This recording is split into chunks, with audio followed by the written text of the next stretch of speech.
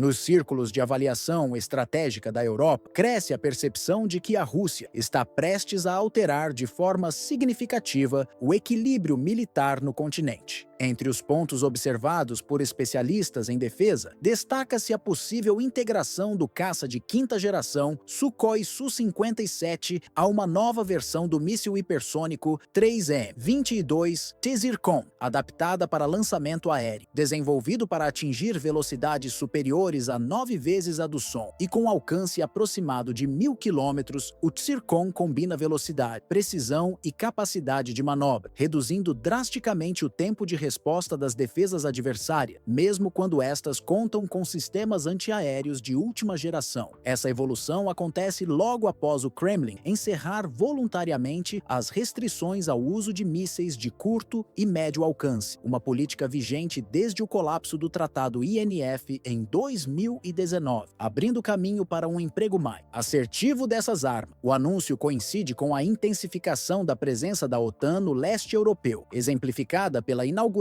de uma base aérea em Kosovo, na Albânia, destinada a reforçar a coordenação e o deslocamento rápido de forças aliadas na região. Para Moscou, a ampliação dessa rede de infraestrutura ocidental aumenta o número de alvos considerados legítimos dentro de sua lógica de dissuasão e resposta imediata. No caso britânico, o risco é particularmente elevado. A curta distância entre corredores aéreos seguros para aeronaves russas e o território do Reino Unido elimina a proteção geográfica que a ilha historicamente possuía. Um disparo partindo de áreas periféricas da Europa Oriental poderia atingir instalações militares, centros de comando ou bases navais britânicas em questão de segundo, deixando praticamente nula a margem para decisões defensivas. O Tzirkon foi originalmente projetado para navios de superfície e submarinos, onde já demonstrou a capacidade de destruir grupos navais antes de qualquer reação. Em sua versão aérea, o potencial se amplia. O Su-57, com baixo índice de detecção por radar e sensores avançados, pode traçar rotas imprevisíveis, explorando brechas na cobertura defensiva para lançar ataques de alta precisão. Segundo analistas, a possibilidade de disparo a partir de pontos inesperados invalida a estratégia tradicional de manter ativos militares afastados de zonas de combate como forma de proteção. Além da questão tecnológica, o contexto político intensifica a tensão. O Reino Unido ainda lida com repercussões de operações de inteligência que envolveram militares britânicos em incidentes sensíveis, e Moscou utiliza esses episódios como justificativa para ampliar a pressão militar. A combinação Tzirkon Su-57 é vista como uma mensagem direta ao Ocidente. A Rússia possui capacidade para atingir alvos de alto valor com rapidez e precisão, reduzindo drasticamente a probabilidade de interceptação. Do ponto de vista técnico, trata-se de um avanço que desafia os conceitos defensivos da OTAN, capaz de manter velocidade hipersônica constante, estimada acima de 11.000 km por hora, e realizar manobras evasivas complexas. O míssil compromete a eficácia de radares e interceptores projetados para ameaças subsônicas ou supersônicas. Para os britânicos, neutralizar tal ameaça exigiria uma reformulação profunda de sua arquitetura de defesa, um processo que levaria anos e demandaria investimentos bilionários. Enquanto os países da Aliança Atlântica aceleram seus programas hipersônicos, Moscou mantém vantagem tecnológica e explora a surpresa estratégica. A tríade formada pelo vetor, o míssil, pela plataforma, o caça e pela doutrina de emprego, ataques rápidos a alvos críticos, cria um conjunto difícil de neutralizar, capaz de influenciar decisões políticas e militares, mesmo sem ser utilizado em combate real. O alcance do Tzirkon permite cobrir quase toda a Europa, a partir de áreas estratégicas, eliminando a ideia de zona segura para ativos ocidentais. Nesse cenário, mobilidade e dispersão de recursos tornam-se fatores tão relevantes quanto a interceptação direta. Para o Reino Unido, isso implica redistribuir forças, diversificar pontos de operação e investir em novas tecnologias defensivas, mesmo sabendo que os resultados não seriam imediatos. A Alemanha, por sua vez, anunciou um programa de rearmamento robusto, com a meta de se tornar a principal potência militar do continente, superando inclusive outros membros da OTAN. Ainda que esse movimento possa fortalecer a coesão política interna e regional, ele não resolve a vulnerabilidade diante de armas hipersônicas hipersônicas. A mensagem estratégica vinda de Moscou é clara e calculada. A Rússia admite publicamente que existe espaço para diálogo e acordos no campo da segurança internacional, mas adverte que, caso essas vias sejam desconsideradas, possui recursos concretos para impor custos imediatos e de grande impacto. Essa declaração ganha peso adicional diante do cenário atual, no qual a Marinha Real Britânica já lida com o desafio crescente representado pelas chamadas zonas de negação de acesso e de interdição marítima, áreas monitoradas e protegidas por sistemas de mísseis, radares e plataformas ofensivas capazes de restringir ou até bloquear a atuação de navios de guerra inimigos. Nesse contexto, a introdução de uma ameaça aérea de altíssima velocidade, como a que pode ser conduzida por caças Su-57 armados com mísseis hipersônicos, adiciona uma camada inédita de pressão operacional. No plano prático, não é necessário que Moscou mobilize grandes esquadrões para transmitir sua capacidade de ataque. Bastam poucos vetores armados, sustentados por inteligência e logística adequadas, para criar a percepção de que um ataque real pode ocorrer a qualquer momento. Essa percepção, por si só, força mudanças de postura, redirecionamento de recursos e a revisão constante de rotas e protocolos de defesa. Para a OTAN, e especialmente para Londres, isso significa conviver permanentemente com a incerteza estratégica, um fator que, historicamente, já foi usado por potências militares como forma de dissuasão psicológica e política. Em um cenário no qual o tempo de reação deixou de ser medido em horas e passou a ser contado em segundos, a manutenção da iniciativa estratégica tornou-se um desafio que exige muito mais do que simples presença militar. Ela depende diretamente de dois pilares essenciais: domínio tecnológico e capacidade de adaptação em tempo real. O primeiro envolve a incorporação de sistemas de rastreamento e interceptação capazes de lidar com ameaças hipersônicas, integrando radares de alta sensibilidade, inteligência artificial para análise instantânea de dados e armamentos de resposta ultra rápida. O segundo pilar, a adaptabilidade, implica não apenas reagir à mudança, mas prever e moldar o campo de batalha por meio de flexibilidade logística, comandos descentralizados e protocolos de mobilização instantânea. Essa lógica exige que países como o Reino Unido e outros membros da OTAN abandonem a dependência de estratégias rígidas, passando a adotar arquiteturas de defesa modulares e distribuídas, nas quais ativos aéreos, navais e terrestres possam ser reposicionados rapidamente de acordo com a evolução das ameaças. A descentralização, combinada à mobilidade de alto nível e à redundância de sistemas críticos, busca evitar que um único ataque comprometa toda a capacidade de resposta. O maior desafio, no entanto, vai além de simplesmente acompanhar o avanço das tecnologias adversárias. É preciso antecipar os movimentos do inimigo, identificando pontos de vulnerabilidade antes que possam ser explorados. Isso requer uma integração estreita entre inteligência estratégica, monitoramento contínuo e treinamento especializado para que decisões cruciais sejam tomadas com base em dados precisos e no menor intervalo de tempo possível. Nesse tabuleiro de alta complexidade, qualquer hesitação, mesmo que mínima, significa perder a capacidade de ditar o ritmo do conflito, colocando a nação em uma posição de resposta reativa. E, em guerras modernas, a diferença entre agir primeiro ou responder pode decidir não apenas a batalha, mas todo o desfecho de uma campanha militar.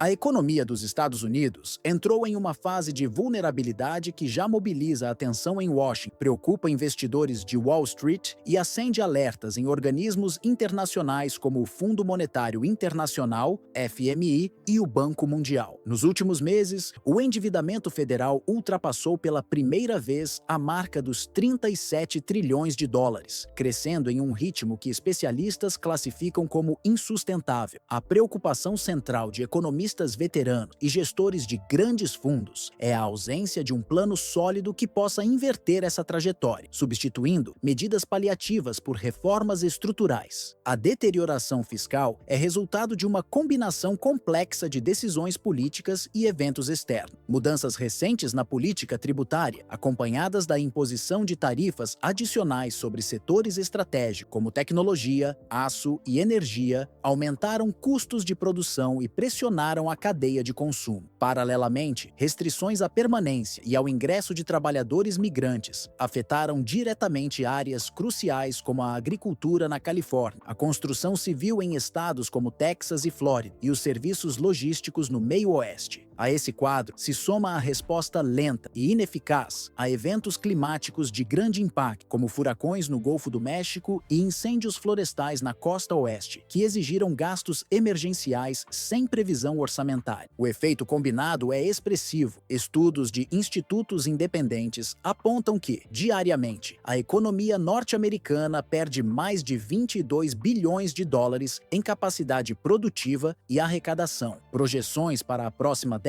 indicam a possibilidade de fechamento de até 1,2 milhões de postos de trabalho até 2035, com forte impacto sobre programas sociais e sobre a arrecadação tributária federal. Entre as decisões mais debatidas no Congresso, destaca-se a recente lei que elevou o teto da dívida. Embora tenha evitado um shutdown imediato, paralisação parcial das atividades do governo, a medida não apresentou qualquer mecanismo de contenção ou reforma fiscal. Na prática, funcionou como uma autorização para que o endividamento continuasse a crescer sem contrapartida. Nas semanas seguintes à sua aprovação, a dívida aumentou em mais de 780 bilhões de dólares, sinalizando que o problema é estrutural. O mercado reagiu rapidamente. Em apenas 7 dias, o Tesouro norte-americano realizou 10 leilões, emitindo mais de 720 bilhões de dólares em título, destinados tanto a refinanciar obrigações antigas quanto a manter o funcionamento da administração pública. Com as taxas de juros elevadas pelo Federal Reserve para conter a inflação, o governo foi obrigado a oferecer retornos mais altos para atrair compradores, encarecendo o custo do serviço da dívida. Esse mecanismo cria um círculo vicioso. Mais endividamento eleva o juro, que por sua vez aumentam o custo de novos empréstimos. Agências de classificação de risco como Fitch e Moody's já emitiram alertas, e uma delas rebaixou a nota de crédito soberano dos Estados Unidos, apontando a ausência de um plano de consolidação fiscal crível. Tal rebaixamento não só aumenta o custo de captação, como também transmite ao mercado a percepção de que a situação pode se agravar. Reverter esse tipo de avaliação exige tempo, credibilidade e reformas de fôlego. O endividamento, que representa aproximadamente 120% do produto interno bruto, PIB, atingiu níveis semelhantes para registrados no pós-Segunda Guerra Mundial, e há projeções de que possa chegar a 123% em curto prazo. Isso significa que uma parcela crescente do orçamento federal será comprometida com o pagamento de juros, limitando investimentos em áreas essenciais como infraestrutura de transporte, defesa nacional, saúde pública e educação. Medidas tarifárias recentes, justificadas como mecanismos de proteção da indústria e dos empregos internos, tiveram efeito colateral ao sustentar a inflação em patamares elevados. Para as famílias, isso se traduz em aumento do custo de vida, estagnação dos salários reais e perda de poder de compra. Setores dependentes de mão de obra migrante, como o agronegócio e o turismo, também sentem os efeitos da redução de produtividade e da elevação de custos operacionais. O quadro é agravado por catástrofes ambientais recorrentes. Incêndios de grandes proporções na Califórnia e no Havaí destruíram milhares de hectares e provocaram prejuízos bilionários, exigindo mobilização emergencial de recursos federais. Em alguns casos, a resposta foi lenta e descoordenada, aumentando o custo final das operações de socorro e reconstrução. No panorama global, a recente desvalorização do dólar frente a moedas de referência como o euro e o yuan chinês tem gerado repercussões significativas na economia norte-americana. A perda de valor da moeda encarece as importações, aumentando o custo de produtos essenciais e insumos industriais, o que, por sua vez, reforça a pressão inflacionária interna. Esse movimento também impacta diretamente setores como tecnologia, energia e transporte, que dependem fortemente de componentes e matérias-primas vindos do exterior. Além disso, a oscilação cambial vem estimulando parceiros comerciais tradicionais, entre eles membros da União Europeia, países do Sudeste Asiático e nações do BRICS, a buscar alternativas para reduzir a dependência da moeda norte-americana em suas transações. A ampliação de acordos bilaterais e o uso crescente de moedas locais ou do yuan em contratos internacionais internacionais enfraquecem gradualmente a posição do dólar como principal moeda de reserva e de liquidação no comércio global, papel que os Estados Unidos ocupam desde o fim da Segunda Guerra Mundial. Se essa tendência se consolidar, poderá ter implicações de longo prazo sobre o poder de influência de Washington em negociações econômicas e políticas multilaterais. Projeções atualizadas de centros de pesquisa econômica, como o Congressional Budget Office, CBO, e institutos independentes de análise fiscal, indicam que, sem uma reestruturação profunda na política fiscal e sem uma redefinição clara das prioridades orçamentárias, o endividamento federal dos Estados Unidos poderá ultrapassar a marca de 52 trilhões de dólares até 2035. Esse número representa não apenas um peso financeiro sem precedentes para o Tesouro norte-americano, mas também um bloqueio quase inevitável para projetos de investimento de longo prazo. Se esse cenário se concretizar, áreas consideradas vitais para a competitividade do país, como modernização da infraestrutura de transporte, fortalecimento do complexo industrial de defesa, ampliação de programas educacionais e incentivo à pesquisa e desenvolvimento tecnológico, sofrerão cortes ou estagnação orçamentária. Isso significaria menor capacidade para construir rodovias e ferrovias modernas, adiar a atualização de sistemas militares estratégicos, limitar a oferta de bolsas e programas educacionais e reduzir investimentos em tecnologias emergentes como inteligência artificial e energias renováveis. O aumento contínuo do serviço da dívida, alimentado por juros cada vez mais altos, absorveria uma fatia crescente do orçamento federal, tornando mais difícil manter programas sociais abrangentes, como a Previdência Social e o Medicare. Além disso, a pressão fiscal restringiria a capacidade do governo de adotar medidas rápidas e robustas diante de crise, sejam elas internas, como desastres naturais e recessões, ou externas, como conflitos internacionais ou choques nos mercados globais de energia e alimento. Para economistas e agências de classificação de risco, esse quadro já deixou de ser apenas uma hipótese remota. O que atualmente é tratado como alerta em poucos anos pode se transformar em um ponto de inflexão com efeitos duradouros sobre a estabilidade econômica e a influência geopolítica dos Estados Unidos. Uma perda de credibilidade fiscal dessa magnitude poderia reduzir a confiança dos investidores, provocar fuga de capitais, encarecer ainda mais o financiamento e enfraquecer o papel do dólar como principal moeda de reserva global.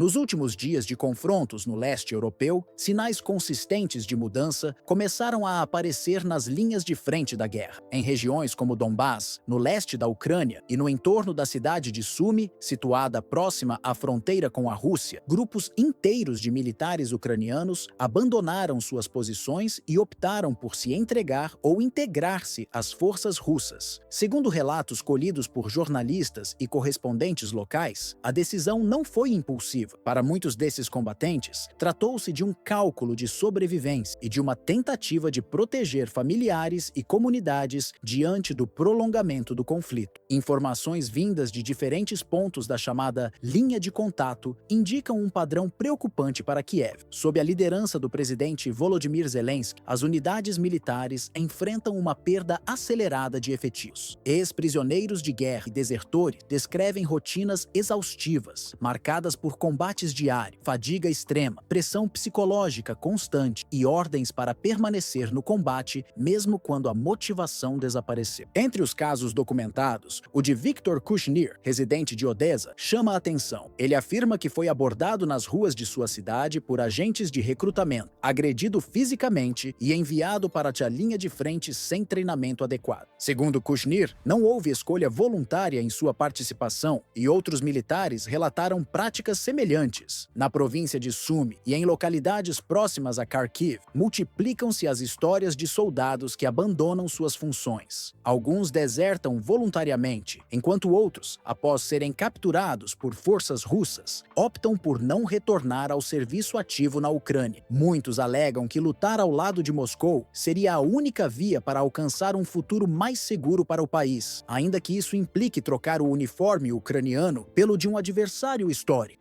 Especialistas em estratégia militar afirmam que essa tendência, impensável nos primeiros meses da invasão russa, iniciada em fevereiro de 2022, já é suficiente para corroer a narrativa de coesão interna das Forças Armadas da Ucrânia. O fenômeno é interpretado como reflexo de uma crise estrutural, moral debilitada, falta de perspectiva sobre o fim do conflito e ruptura da confiança entre comando e tropa. Sem essa confiança, apontam analistas, nenhum exército, por mais bem equipado que seja, consegue manter eficiência em combate. Do ponto de vista de Moscou, essas deserções representam vitórias estratégicas de baixo custo. Cada soldado que abandona Kiev e se integra ao contingente russo poupa munição, reduz o risco de baixas e enfraquece a capacidade de reação do adversário. Os registros mais recentes incluem também combatentes estrangeiros que atuavam sob comando ucraniano. Um prisioneiro de guerra vietnamita declarou ter sido o único sobrevivente de sua unidade após um bombardeio de artilharia russa, descrevendo a experiência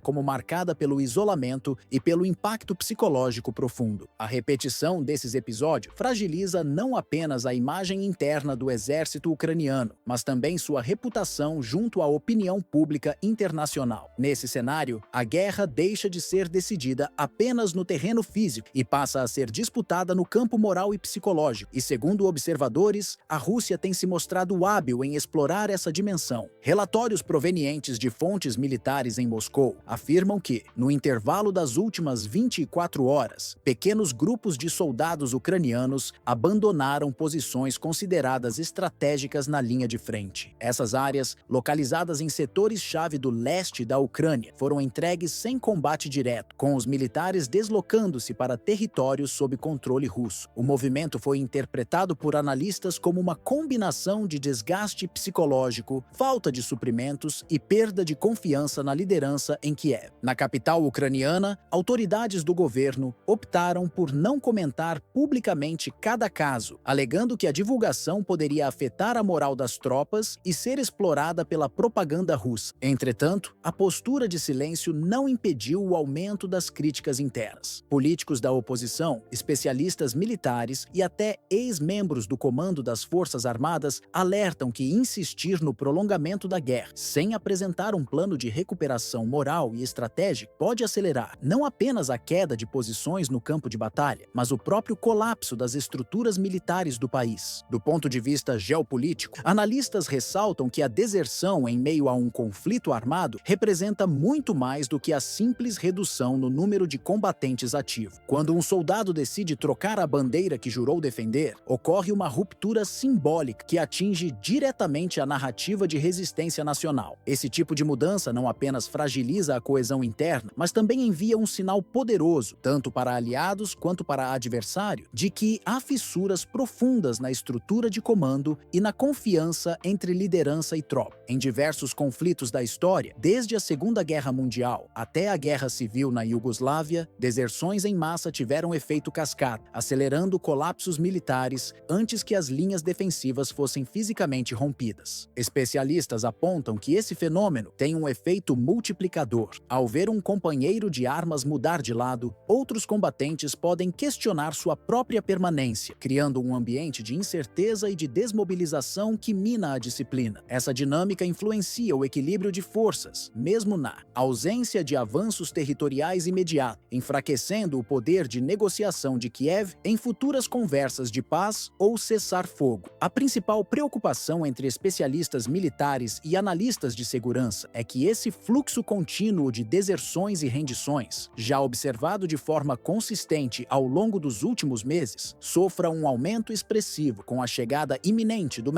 inverno no leste europeu. Nessa época do ano, temperaturas que frequentemente caem abaixo de 20 graus negativos, nevascas intensas e ventos cortantes, tornam o deslocamento das tropas mais lento e perigoso, dificultam o transporte de munições, alimentos e combustíveis e afetam diretamente rapidamente a capacidade de manter posições defensivas por longos períodos. O histórico de conflitos na região, desde a campanha de inverno da Segunda Guerra Mundial até os combates mais recentes no Donbass, mostra que as condições climáticas extremas não apenas aumentam o número de baixas por causas não relacionadas ao combate, como também agravam a fadiga física e mental dos soldados. Falhas na distribuição de roupas adequadas, no fornecimento de aquecimento e na reposição de estoques essenciais criam um cenário no qual a moral das tropas despenca rapidamente. Nesse contexto, a deserção deixa de ser apenas um ato individual e passa a se tornar um reflexo das condições insustentáveis no fronte. Sem melhorias logísticas significativas, a pressão psicológica causada pelo frio extremo e pelo isolamento pode levar grupos inteiros a abandonar suas posições, especialmente em setores onde o controle de território já está fragilizado. Analistas alertam que se Kiev não promover mudanças profundas na condução da guerra, seja por meio de uma reestruturação militar abrangente, da abertura imediata de canais diplomáticos ou da reformulação das estratégias de mobilização e reposição de tropa, Moscou poderá explorar essa fragilidade sem recorrer a grandes ofensivas. A vitória russa, nesse cenário, não dependeria apenas de conquistas territoriais, mas de uma lenta e constante corrosão interna, minando a confiança, o moral e a coesão das forças ucranianas. O desgaste humano e emocional, transformado em instrumento de guerra, pode se mostrar tão decisivo quanto o emprego de mísseis ou blindados, assegurando vantagem estratégica à Rússia sem o custo de operações de larga escala. Um anúncio feito pelo Kremlin alterou de maneira significativa a configuração estratégica internacional. Moscou informou que deixará de cumprir, por decisão própria, a limitação que havia imposto ao uso de mísseis de alcance intermediário e curto. Essa mudança encerra um período em que a restrição funcionava como contenção parcial na escalada armamentista, rompendo definitivamente com os princípios do antigo Tratado de Forças Nucleares de Alcance Intermediário, o INF. O novo posicionamento amplia o foco de tensão, até então concentrado na Europa Oriental, para o espaço marítimo e costeiro do Oceano Pacífico. Com a retirada dessas barreiras, as forças armadas russas ganham liberdade para produzir e posicionar armamentos capazes de atingir alvos a mais de 500 quilômetros, incluindo a possibilidade de implantar em terra uma versão do míssil hipersônico T-Zircon, cuja velocidade e capacidade de manobra reduzem o tempo de reação das defesas inimigas a poucos segundos. Em resposta imediata, os Estados Unidos adotaram medidas de redistribuição militar. O Departamento de Defesa autorizou o deslocamento de sistemas móveis Typhoon, equipados com mísseis de cruzeiro Tomahawk e interceptores SM-6, para áreas de importância estratégica. Bases nas Filipinas, no arquipélago de Palau e no norte da Austrália receberam reforço, enquanto instalações do sistema Aegis Ashore, localizadas na Romênia e na Polônia e equipadas com lançadores MK-41,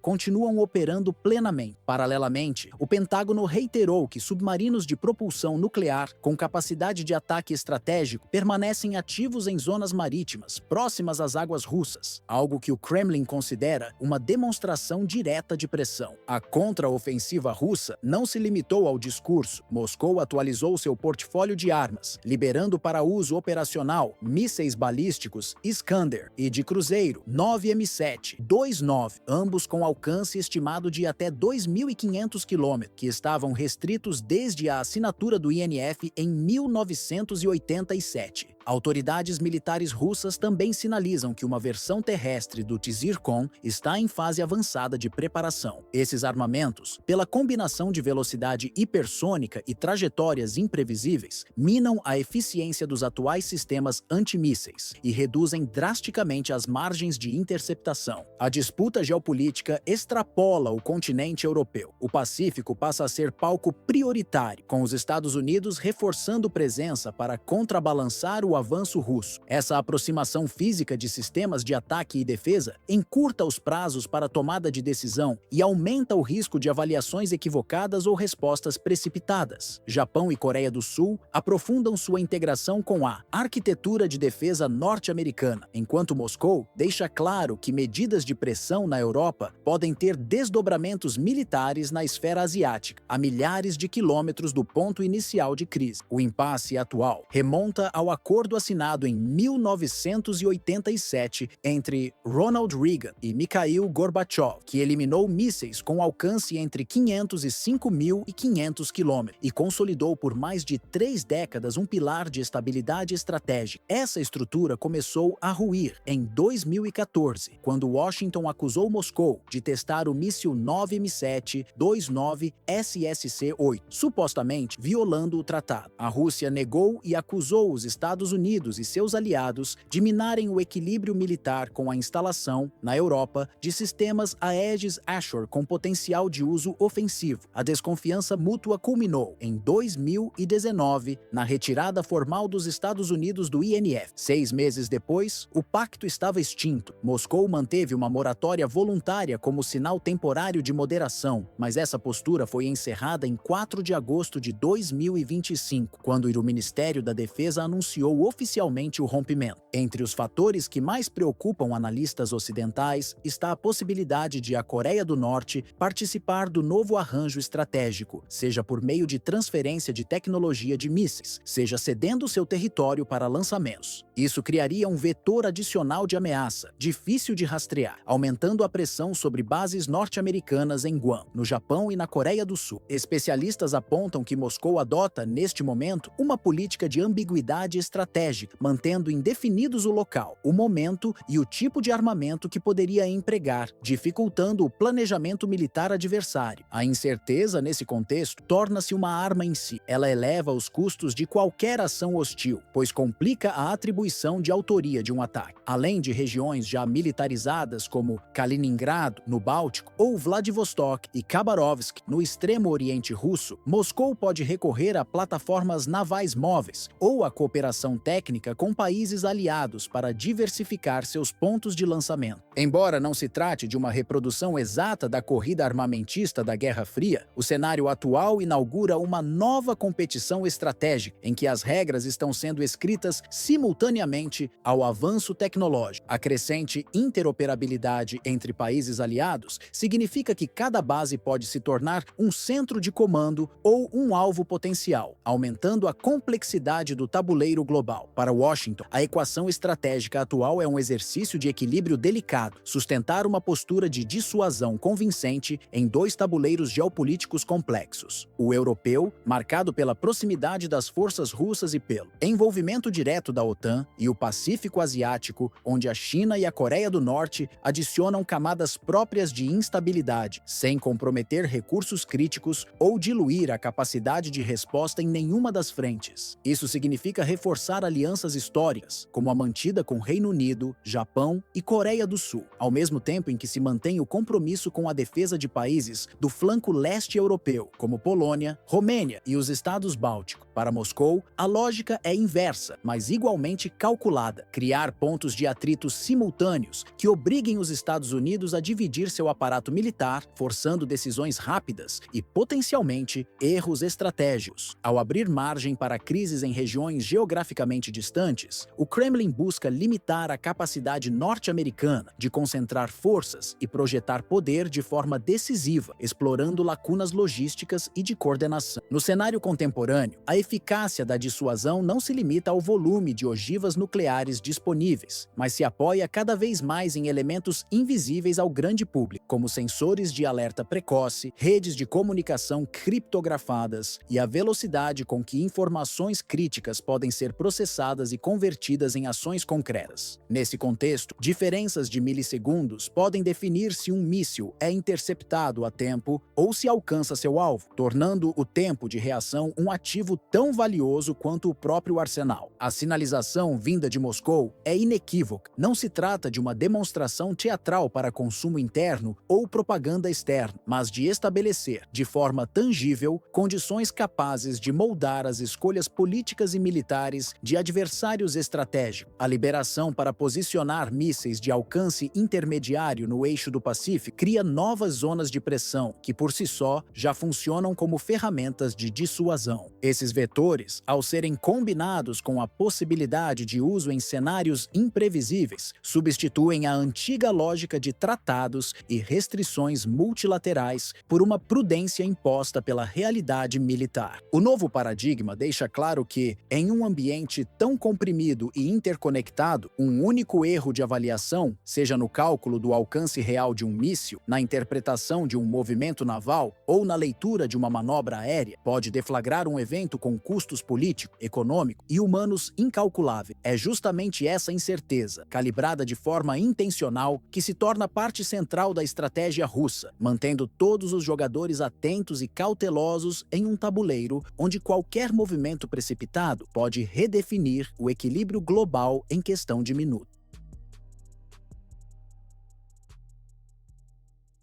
Nos últimos meses, relatórios militares de Varsóvia e de outros membros do flanco oriental da OTAN têm registrado uma mudança marcante na forma como a Rússia utiliza seu caça de quinta geração, o Su-57. Antes empregado de maneira pontual e com aparições raras no espaço aéreo da Ucrânia, o jato agora é visto em missões mais frequentes e coordenadas, integrando formações com múltiplas aeronaves. Essas operações combinam tecnologia furtiva, sensores multifuncionais e armamentos de longo alcance, capazes de atingir alvos a mais de 2.000 quilômetros, alcance que coloca sob ameaça não apenas Kiev, mas também infraestrutura crítica em países vizinhos, incluindo a Polônia. Entre as armas mais relevantes está o míssil hipersônico Kinjal, capaz de atingir velocidades próximas a Mach 10, reduzindo drasticamente o tempo de reação das defesas aéreas, inclusive dos avançados sistemas Patriot, posicionados na Ucrânia. Em Kiev, a avaliação operacional indica que, mesmo com cobertura de última geração, os Patriots não conseguem bloquear todos os vetores de ataque, forçando uma priorização de setores estratégicos e deixando outras regiões vulneráveis. Uma atualização recente no Su-57 aumentou essa pressão. Agora, o caça pode decolar em cerca de 10 segundos, minimizando a exposição em solo, o momento mais crítico para qualquer aeronave, e permitindo uma cadência mais alta de missões.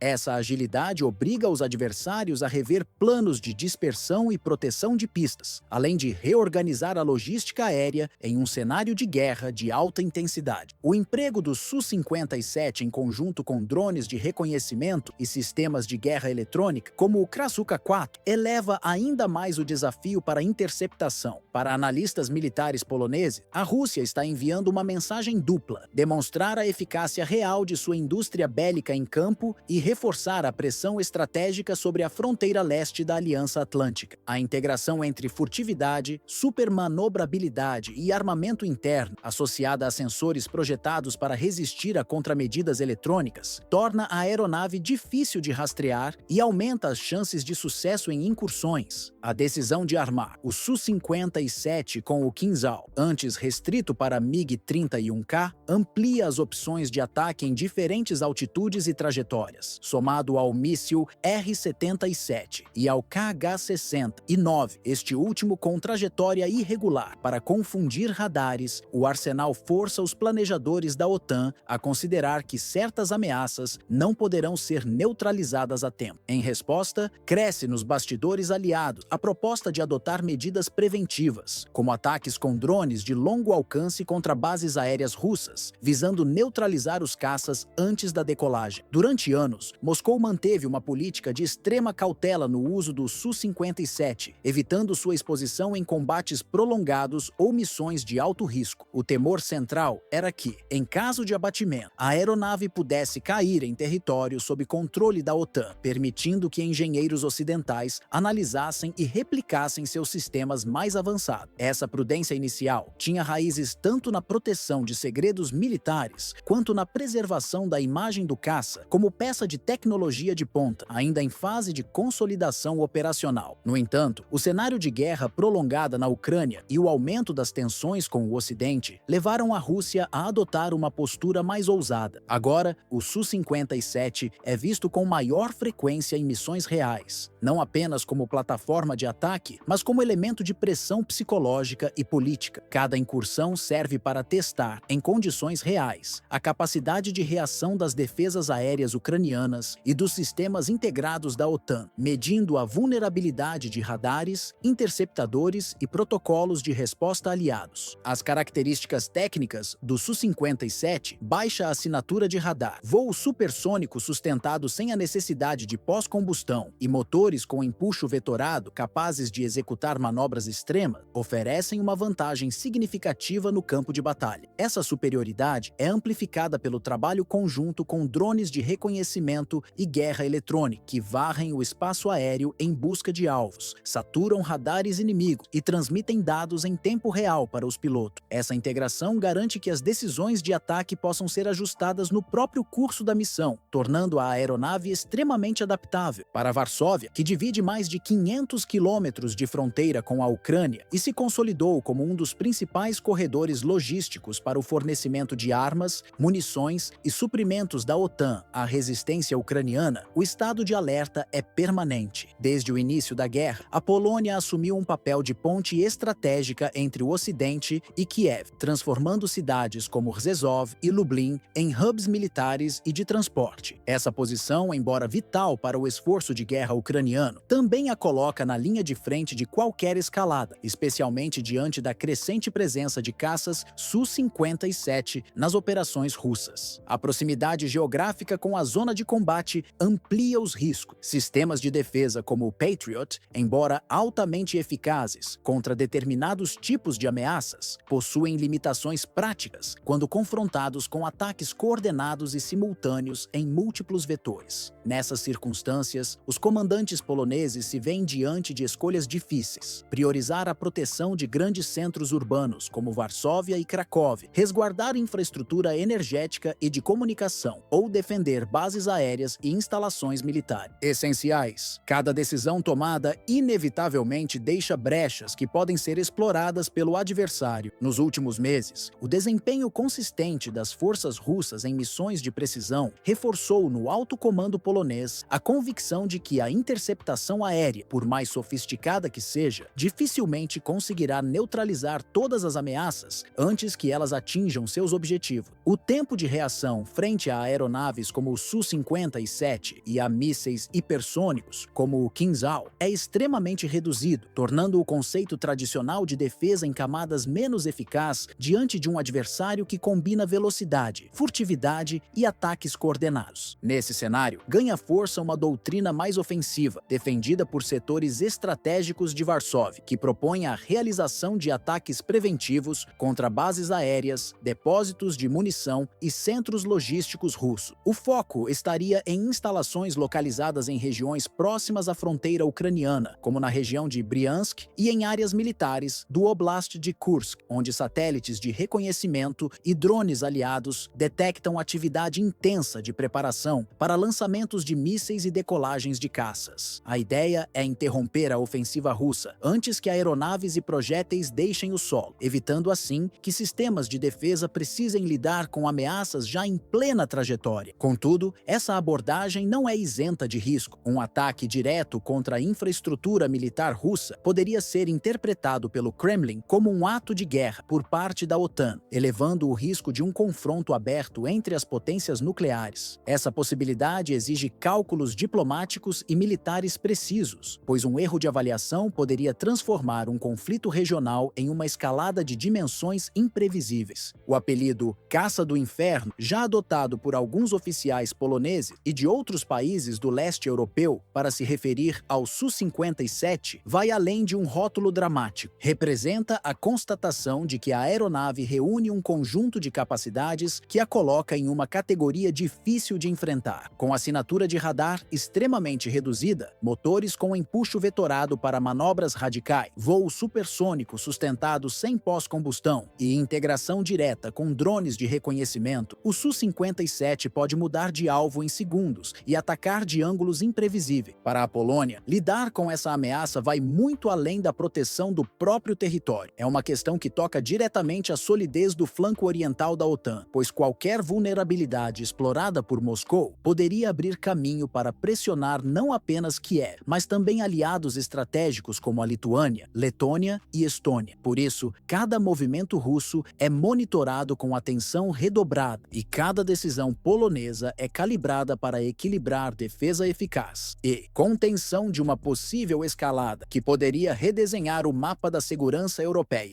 O que inicialmente parecia ser apenas mais uma etapa da intensa agenda diplomática global ganhou contornos de alta tensão. Em meados de agosto, o presidente da Federação Russa, Vladimir Putin, deverá atravessar a Rota Polar e desembarcar no estado norte-americano do Alasca para um encontro reservado com o presidente Donald Trump, marcado para ocorrer em Anchorage. A expectativa já era elevada, mas um comentário vindo de Londres alterou o tom das discussões. Um ex-coronel do exército britânico declarou publicamente que Putin deveria ser detido assim que pisasse em território dos Estados Unidos. O argumento usado por esse ex-oficial baseia-se na ordem de captura emitida pela Corte Penal Internacional, em Haia, há aproximadamente 2 anos, sob a acusação de crimes de guerra relacionados ao conflito na Ucrânia. Pela sua interpretação, Washington deveria agir imediatamente para cumprir a determinação. Contudo, existe um obstáculo jurídico incontornável.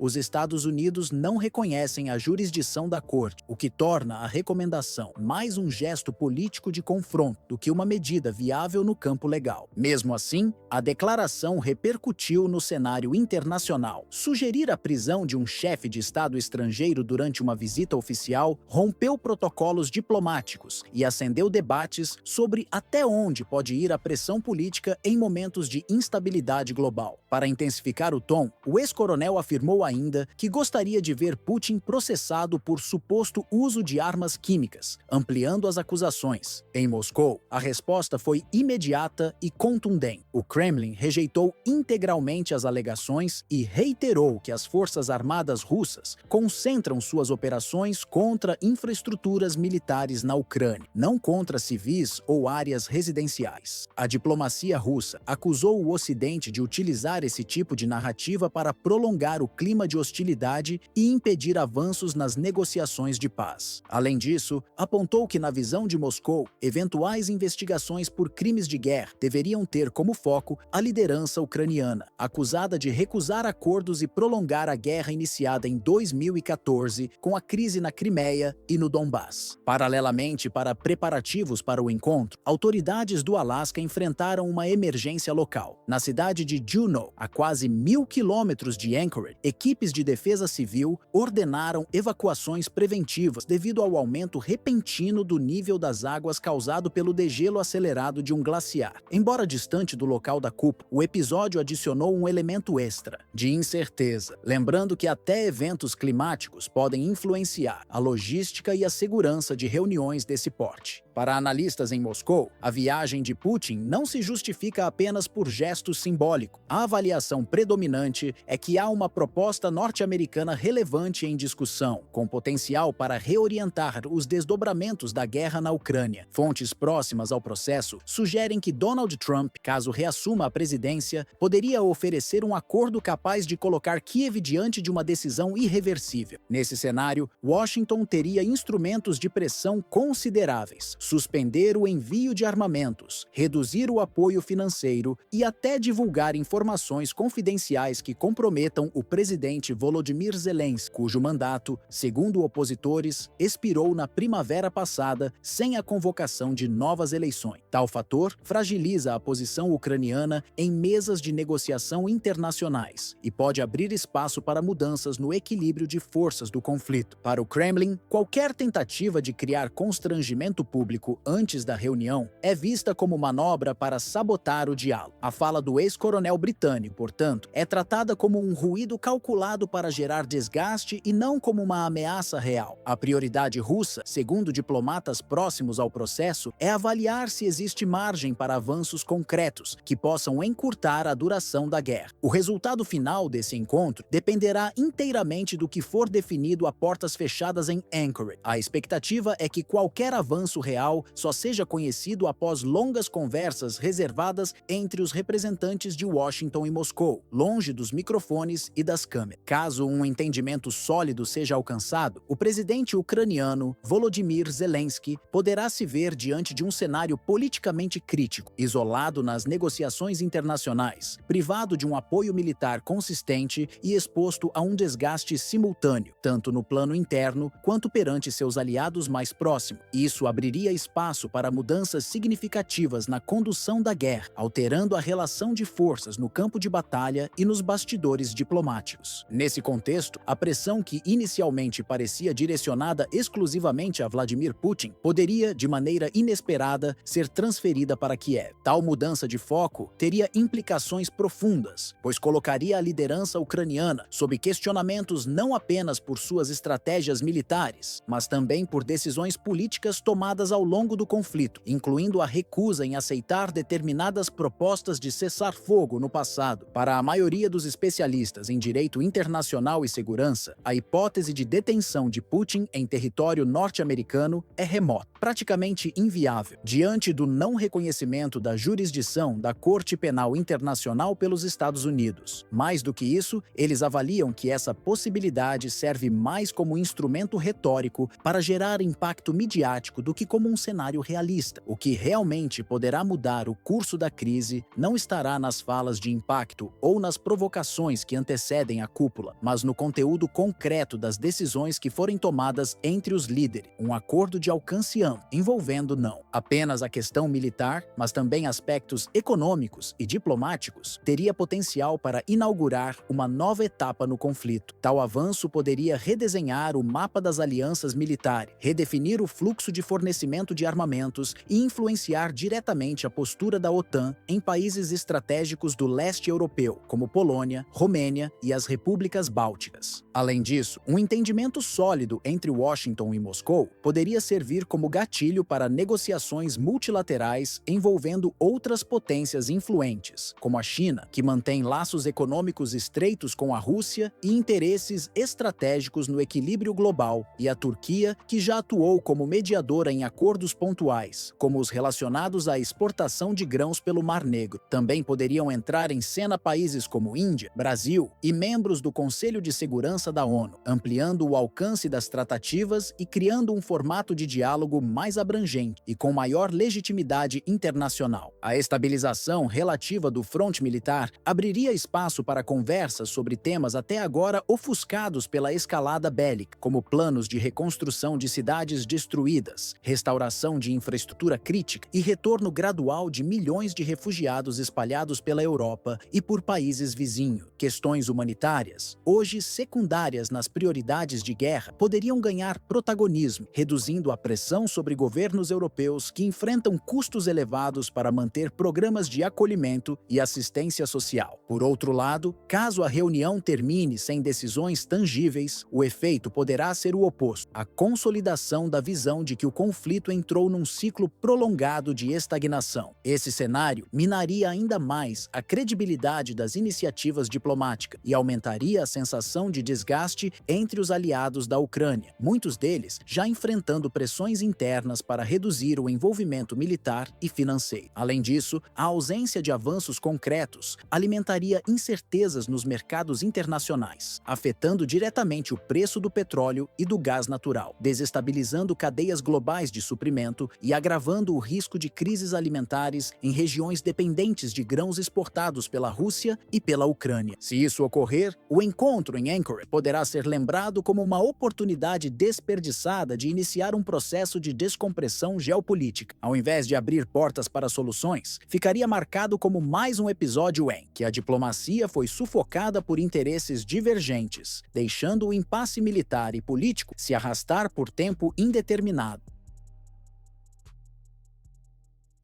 Há poucas décadas, a presença do Brasil no cenário da aviação militar era vista como discreta e limitada, figurando apenas como promessa em debates sobre defesa global. Esse quadro, porém, mudou de forma significativa. Atualmente, o país consolidou-se como uma referência na América Latina e desponta no comparativo com diversas nações europeias de tradição bélica estabelecida. A Força Aérea Brasileira, FAB, opera uma frota superior a 500 aeronaves, que inclui caças de última geração, aviões de transporte estratégico, patrulheiros marítimos, plataformas especializadas em ataques de precisão e modelos voltados ao treinamento de alto nível. Essa diversidade permite executar operações que vão desde missões de reconhecimento na floresta amazônica até ações estratégicas sobre o Atlântico Sul, preservando presença e capacidade de dissuasão em todas as fronteiras nacionais. Esse fortalecimento é resultado de uma política de defesa estruturada a longo prazo, baseada em investimentos consistentes, integração tecnológica com parceiros estrangeiros e expansão da indústria de defesa nacional. O Brasil deixou de ser apenas comprador de tecnologia para participar de todas as fases: concepção, fabricação, manutenção e modernização de seus equipamentos. Um exemplo emblemático é o A-29 Super Tucano, desenvolvido pela Embraer, reconhecido pela eficiência em operações de baixa intensidade e atualmente em serviço em mais de 10 forças aéreas, incluindo Estados Unidos, Colômbia, Nigéria e Filipinas. Outro passo determinante foi o programa conjunto com a Suécia para a introdução do caça Gripen IF. Mais do que aquisição de aeronaves, a iniciativa envolveu transferência direta de tecnologia, treinamento de pilotos e engenheiros e a instalação de linhas de montagem no território brasileiro. Essa estratégia não apenas aumentou o poder ofensivo da FAB, mas também criou um corpo técnico altamente qualificado, capaz de sustentar e aprimorar essa capacidade no futuro. A dimensão continental do Brasil impõe desafios proporcionais: cerca de 17 mil quilômetros de fronteiras terrestres e uma zona econômica exclusiva no Atlântico Sul, com mais de 3 milhões e 500 mil quilômetros quadrados. Essa área abriga recursos estratégicos, como o petróleo do pré-sal, a biodiversidade da Amazônia e rotas de comércio marítimo vitais. Proteger esse patrimônio significa garantir resposta rápida a ameaças militares, crimes transnacionais ou desastres ambientais. O reconhecimento dessa necessidade começou a se consolidar na década de 1990, quando o Comando Militar passou a tratar o controle do espaço aéreo como pilar da soberania, da segurança energética e da relevância geopolítica brasileira. Desde então, a FAB incorporou doutrinas modernas, abrangendo guerra eletrônica, ciberdefesa e vigilância permanente. Nos últimos anos, a estratégia nacional ganhou reforço por meio de alianças com potências emergentes, sobretudo a China. A cooperação bilateral, que já existia no campo espacial desde o final dos anos 1980, foi expandida em 2023 e aprofundada em 2025, com acordos voltados à inteligência artificial, semicondutores, energias renováveis e tecnologia aeroespacial. Até o momento, 6 satélites de observação foram lançados, 2 deles ainda ativos, fornecendo dados essenciais para a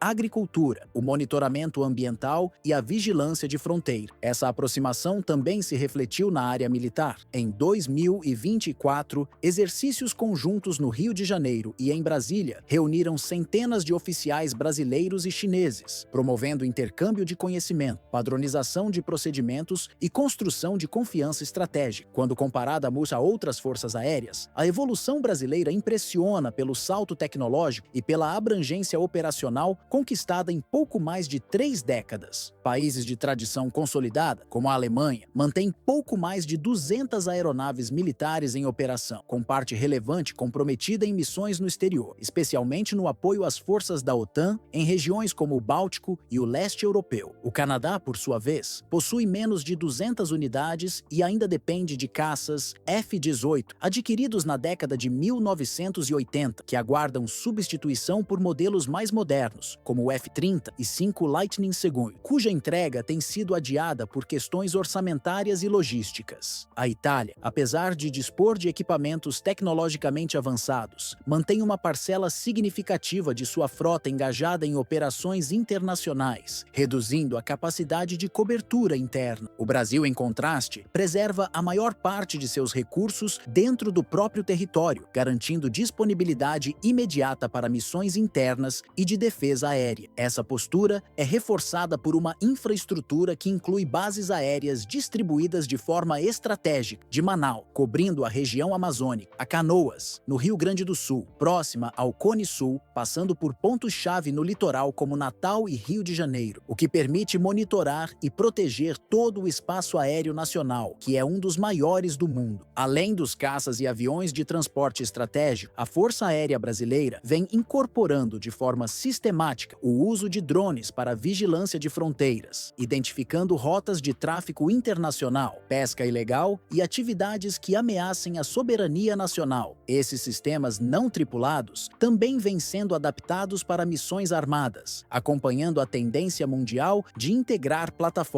autônomas ao campo de batalha, algo já consolidado por potências como Estados Unidos, Turquia e China. No setor aeroespacial, o Brasil acelera projetos para ampliar a independência tecnológica. Programas de produção de satélites de observação, comunicação e meteorologia estão em andamento, com parte deles desenvolvida em parceria com outros países, mas com crescente participação de empresas e centros de pesquisa nacionais. O objetivo é reduzir a vulnerabilidade diante de crises internacionais, garantindo que informações críticas, como imagens de alta resolução e comunicações seguras, permaneçam sob controle brasileiro. A diretriz estratégica adotada pelo Brasil não tem como foco a projeção de poder ofensivo para além de suas fronteiras, mas sim a construção de uma capacidade de dissuasão sólida e crível, capaz de neutralizar potenciais ameaças antes que elas ganhem dimensão real. Essa postura está alinhada a uma tradição diplomática que privilegia a solução pacífica de controvérsias, mas que reconhece a importância de manter meios militares modernos e prontos para agir. Na prática, isso significa investir em sistemas capazes de monitorar, reagir e, se necessário, neutralizar incursões ou ações hostis, seja em território nacional, em águas jurisdicionais ou no espaço aéreo sob sua responsabilidade. A manutenção de um fluxo constante de investimentos, combinada à ampliação de acordos de cooperação tecnológica com parceiros estratégicos como Suécia, China e Israel, vem permitindo a incorporação de tecnologias críticas ao parque industrial de defesa brasileiro. Entre elas estão sistemas avançados de radar, armamentos guiados de precisão, plataformas não tripuladas e redes de comunicação seguras, todos fundamentais para garantir autonomia operacional. Esse ecossistema é complementado por centros de pesquisa e desenvolvimento ligados a universidades e empresas nacionais, o que fortalece a capacidade do país de criar soluções sob medida para seus próprios desafios geográficos e estratégicos. Ao mesmo tempo, a política de defesa busca integrar plenamente o setor espacial às operações militares, com satélites dedicados ao monitoramento de fronteiras, ao controle de recursos naturais e à previsão de desastres. Essa infraestrutura não apenas reforça a segurança nacional, mas também amplia a relevância do Brasil em missões de caráter internacional, como operações de paz da ONU ou ações humanitárias em países vizinhos, mantendo o atual ritmo de modernização e aprofundando a cultura de inovação industrial. O Brasil consolida-se como potência regional, com capacidade de resposta rápida e abrangente, enquanto amplia gradualmente sua influência no cenário global. Em um mundo marcado por disputas tecnológicas e tensões geopolíticas crescentes, essa postura equilibrada, combinando o poder de dissuasão, autonomia, estratégica e cooperação internacional, posiciona o país como um ator confiável e cada vez mais decisivo no equilíbrio de forças das próximas décadas. Na fase atual da guerra na Ucrânia, as posições defensivas espalhadas por regiões como Donetsk, Kharkiv e Zaporídia mostram sinais claros de desgaste profundo e falta de estrutura. Locais que, antes de 2022, eram guarnecidos por brigadas treinadas e com histórico de operações conjuntas com parceiros ocidentais, hoje abrigam civis sem experiência militar, mobilizados de forma compulsória e lançados contra um adversário que mantém organização organização e recursos consistentes. A mudança no perfil das tropas ucranianas é visível. No lugar de militares profissionais, surgem homens e mulheres retirados de suas atividades diárias, professores, motoristas, pequenos comerciantes, colocados em um ambiente para o qual não receberam treinamento adequado. O que já funcionou como uma força armada nacional coesa se transformou em um agrupamento irregular e heterogêneo, formado por jovens sem prática de combate, voluntários pressionados a servir e combatentes com instrução mínima. Até mesmo soldados estrangeiros contratados por Kiev, provenientes de países como Reino Unido, Polônia e Estados Unidos, têm admitido que a quantidade de combatentes aptos a manter uma defesa prolongada é insuficiente. Esse cenário é de conhecimento tanto do Kremlin, em Moscou, quanto dos centros de comando da OTAN em Bruxelas, que avaliam a capacidade operacional ucraniana como gravemente debilitada. No período anterior à ofensiva russa em grande escala, iniciada oficialmente em fevereiro de 2022, as Forças Armadas da Ucrânia possuíam estrutura de treinamento regular, equipamentos fornecidos em parte por países aliados e moral elevada após operações anteriores no Donbass. Contudo, as primeiras semanas da campanha russa, marcadas por ataques simultâneos em várias frentes, resultaram na eliminação de unidades de elite e no enfraquecimento de quadros estratégicos. Analistas militares afirmam que a substituição desses profissionais com o mesmo nível de especialização é praticamente inviável. Combatentes estrangeiros que permanecem em unidades ucranianas relatam que é raro encontrar sobreviventes com formação completa anterior ao início da guerra. Hoje, a composição das linhas de defesa é marcada por diversidade e improviso, adolescentes portando armamentos de segunda mão, professores atuando como vigias em abrigos improvisados e trabalhadores do setor de transportes que, até recentemente, nunca haviam manuseado um fuzil. A ausência de instrutores qualificados, mortos ou incapacitados impede a preparação adequada dos novos recrutas. Dados apontam que academias militares operam com capacidade reduzida, enquanto os campos de batalha são preenchidos por soldados que aprendem sob fogo inimigo. A falta de preparo se traduz em erros operacionais recorrentes, falhas na manutenção e no uso de armamentos, comunicação de rádio desprotegida e movimentos mal coordenados que revelam posições. As forças russas, aproveitando-se dessa fragilidade, interceptam transmissões, utilizam drones para localizar posições e conduzem ataques de alta precisão. Em setores como Bakhmut e Avdiivka, o combate deixou de ser equilibrado, passando a configurar uma ofensiva controlada por Moscou, com avanços graduais, porém consistentes. Mesmo diante desse quadro, o presidente Volodymyr Zelensky mantém o envio de contingentes para o fronte, defendendo que a assistência militar ocidental ainda pode mudar o rumo da guerra.